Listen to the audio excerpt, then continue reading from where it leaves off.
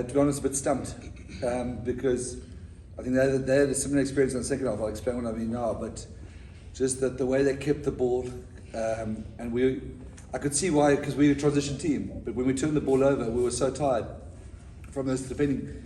I think they were really good physically. We were amazing. We smashed them in double. They worked the ball to the edge. We have to work backwards, get off the line. So when we got the ball, we just hacked it away or kicked it out. It was a lesson for us. I didn't have a plan, is the truth. Then we tweaked something on defence at half time, but it was a lesson for us. It was tough.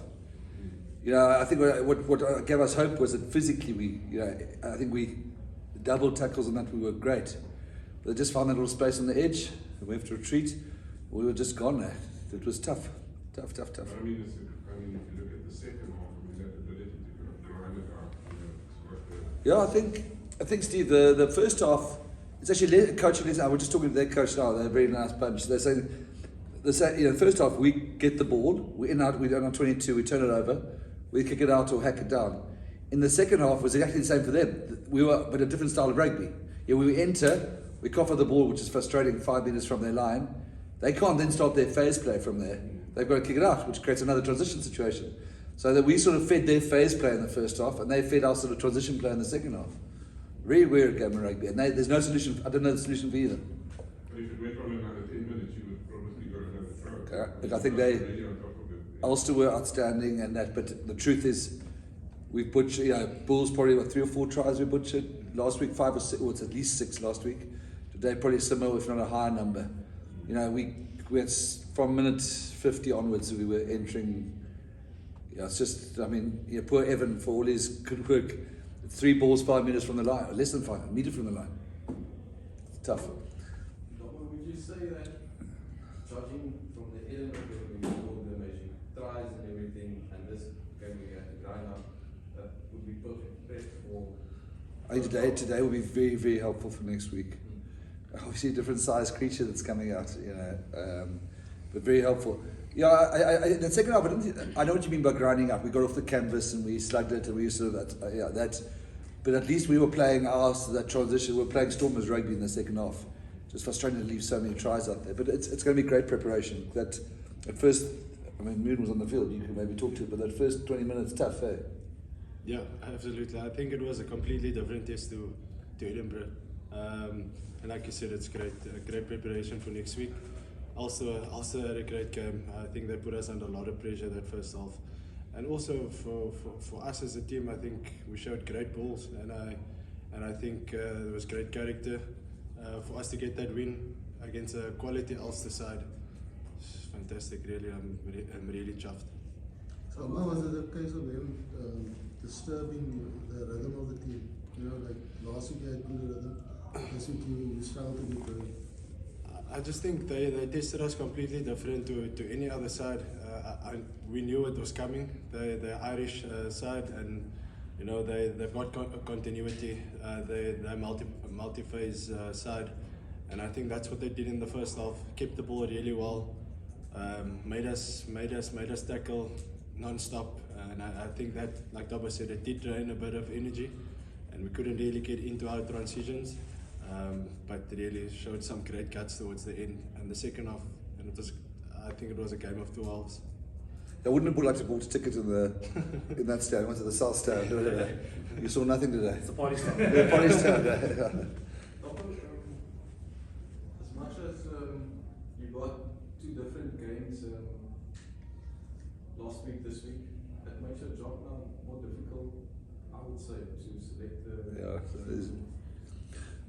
There's a challenge. We've got to analyse how the centre combination worked, loose forwards. Only one of the big tight heads can start, but I think they'll be happy with the way it carves up. But that is a problem, fitting all those guys. It's a chicken and egg situation. Do you choose to stop La Rochelle, your most physical guys, or do you think we're going to break them open with our X factor, which might require something else? So. It's going to be a tricky one. So this is going to be a test match next week. It's going to be an incredible game of rugby. I would suggest the biggest rugby team in the world, better than a lot of test teams. And if they're in world rugby rankings, they'll be in the top 10 without any stress. So it's going to be a great occasion. And looking forward to it very, very much. Oh yeah, 50-22 is way too Yeah, he's a good player, isn't he? Yeah. Well, he's not chosen for that. Otherwise, Curry would be a 20 cap Springbok. Just a word on a player of the match, Robert van Heeren. Every week he just seems to get better and better all the time. Just keeps growing. And that must be one of the positives for you, and especially on Salmaan, the second row as well. Yeah, we spoiled for choice there. Some of the tough things, a youngster like Connor Evans on in the 23, and probably deservedly not in the 23. But Ruben is so old school. Like, he's one of those guys. He wants to win every game. It's like it's an incredibly competitive guy in a nice way. He just wants the team to win, and that's how he plays. I mean, his work rate is extraordinary. Yeah, it's a really nice look. We're really blessed with the three locks that are in our team today. Are you happy with the scrums?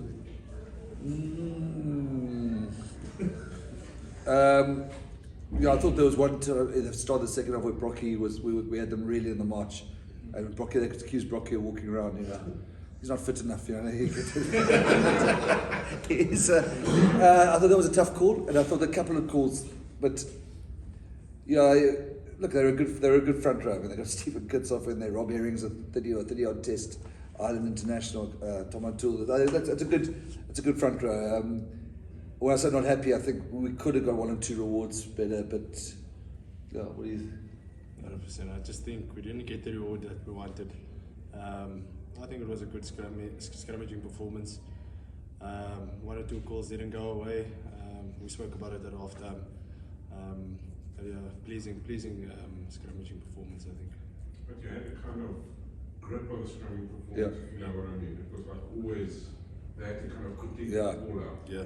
So you guys were taking energy out of it. Yeah, I think that's our frustration. We felt we had the upper hand, and we got 3 penalties against us, so Yeah. we thought that was a bit tough.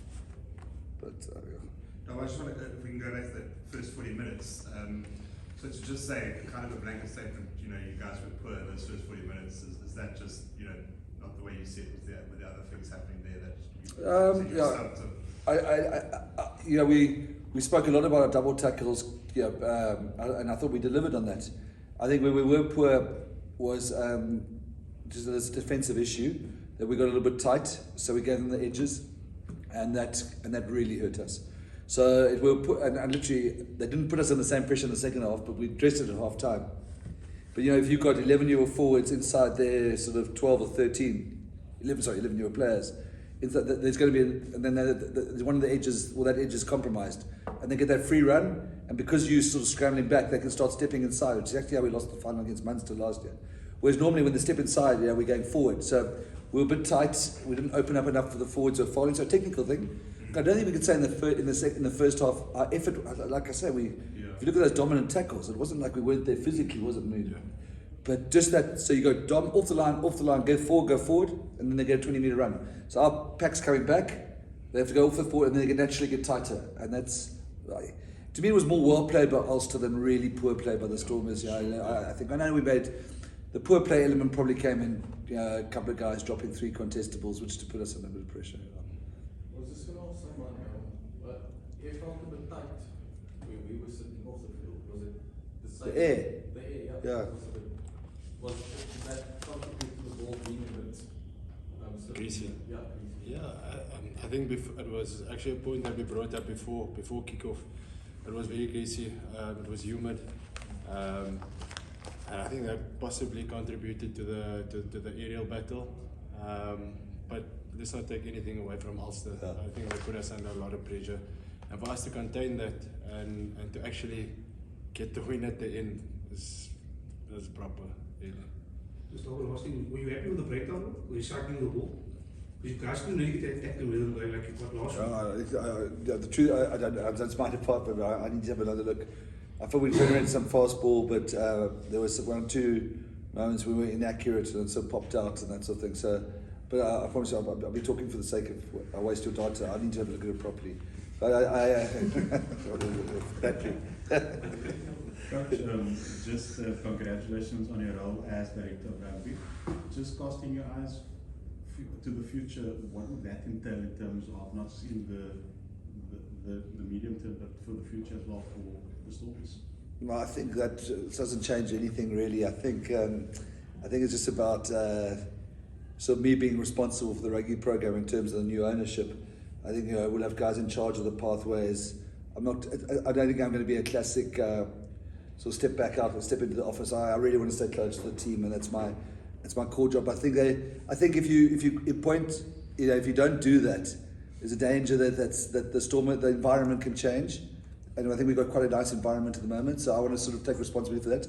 But there are people with something that's who are going to help, with the pathways, the player welfare, the athletic performance. So my role probably practically won't change. I'm asking because I think you've mentioned in the past that you want to make the Stormers as one of those elite clubs in the world. Yeah. When you talk about La Rochelle, you talk about the lenses of the Yeah, sport. exactly. Is that part of the aim? 1000%. We want to be at the top table of world rugby.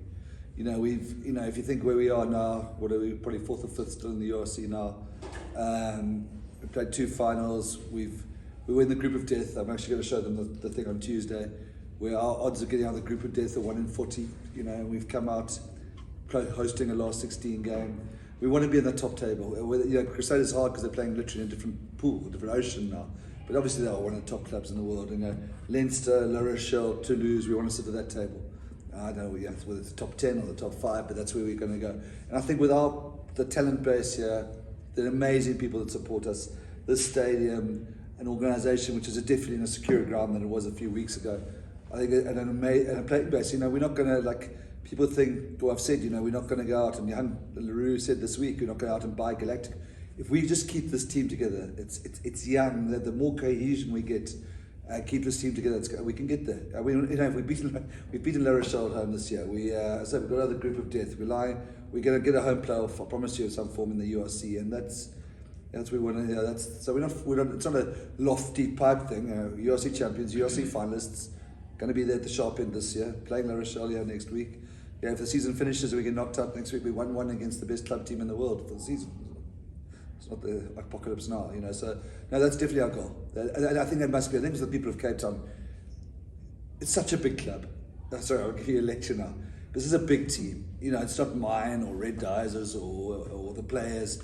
Just in terms of support, and like I've just said, all those reasons I've said to you, that's why we should be. There's no reason why we can't be there. And Crusaders, I'm sure, have got the same player base. Leinster's built a very well model, and we can learn from how they run it.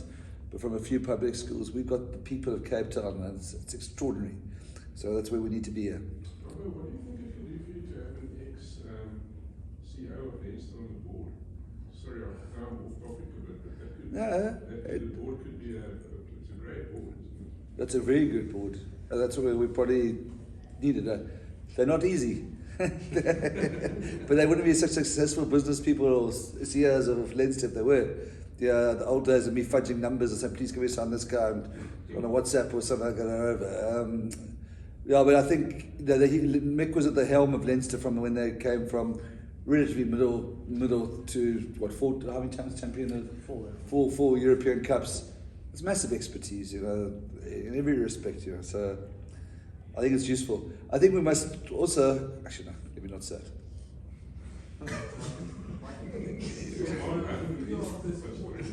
24,602. Really? Last week. Yeah. Oh, brilliant. I thought they were incredible. I don't know, Salmaan, what do you Yeah, think? you can latch on to that. The rugby wasn't what you wanted to see shot in that first half on them. They were never quiet. They were never quiet right throughout the game. Yeah, I think we gave them a different show tonight. I think any rugby supporter, not only them, can appreciate the guts shown tonight, and really I'm probably just repeating myself, but I'm extremely chuffed, and we're really grateful for the support, and hopefully over the next couple of years, or next couple of weeks, those numbers can increase. I'm pretty sure they're really looking forward to next week. Also, last point, just on Salmaan, you must be really happy your leaders coming back to form nicely. He's got that 31 minutes in Durban, 100%. he got 40 minutes at Loftus, he got 65 last week today, 60. Not all credits are there, but he's coming back nicely. He must be happy with that. Thrilled, absolutely thrilled. To have 2 locks like that, I said to leave Adre out, who's done so well in the last. It's amazing. His work rate, his leadership. I know the referee didn't appreciate the way he kept the referee under pressure. No, extraordinary. But we know he's got this new thing. As soon as he stretches his calves, we know that it's basically his signal to us to say. No, but for the amount of rugby, he's got very limited amount of rugby. Wasn't the injury against December 2023? 22, sorry. 22, yeah. To come back so quickly, to get such a high level so quickly, extraordinary, yeah. And to take over Kitsi, you know, after the whole coming to Yeah. That's also another. It must have felt weird for kids. Was he in here? No. He wasn't here. Yeah. Salmaan, what was the interaction like with Kitsi? Did you have a moment with him afterwards or so? I think Lepa said that was keeping him. We actually had a moment on the field. I carried the ball and he happened to tackle me. And he actually complimented me. He said, "Great carry." And I thought, "Thanks, Kitsi." And I asked him, "How are you feeling?" And he said, "He's effed." But it's really special. Kitsi is a wonderful human being, and it just shows, like, you know, he came to the change room and everyone was really fond of him. And I think he will always have a very, very close attachment to each and every one. So who took over the captaincy when Salmaan? Yeah, they were scraping because Brocky was also, it was Gaza, Damien. But he's the most competitive, you know, at half time. He was the, come on, get out. Yeah, so, didn't have much choice. But would have done something for Leon's confidence also to, I mean, because you guys were piling on the pressure in the scrums. So it would have been something for Leon. Yeah, that's it. Coaching this, you know, often we don't back these guys. You know, we probably should have, but the game was so tight. We probably should have taken Brocky off a bit before that. Brocky also did a theatrical lie down to say that it was time to come off. But another crap. But Brocky, but yeah, you know, we've had that same fault before with like Quenzo's on the bench, and we haven't put him on. You know, Leon wouldn't have a choice today. And the plan was originally, if we got away properly with the game, was take Brocky off much earlier. You know, we got those two French tight ends next week. You know, Leon gave us a lot of confidence for next week. Now I think he's grown a lot, hasn't he? Yeah, he looks much better. Yeah. Just final one though from my side. What would you next week is La Rochelle? That's another level up. What do you think you expect to beat them? To beat La Rochelle? Yeah, next week. Because I mean, listen, it's you gotta have some clever. We've got to be clever.